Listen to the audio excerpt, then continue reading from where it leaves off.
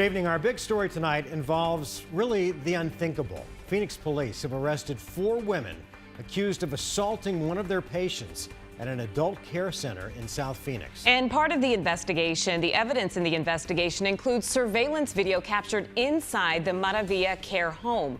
Team 12's Mitch Carr shows us how the whole situation began to unfold.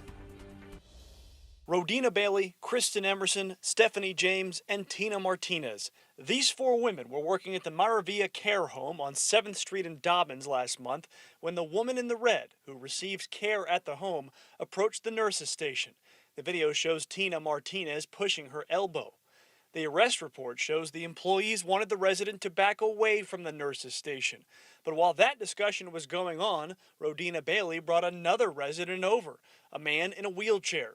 Then, as Martinez moved to physically remove the woman from the nurse's station, the woman kicked the wheelchair. Then she, Martinez, and Kristen Emerson all fell to the floor. Video shows the male resident clearly agitated as he kicks to get away. All 4 women can be seen standing and kneeling over the female resident, but neither the video nor the police report makes clear if the woman is hurt or if employees are restraining her.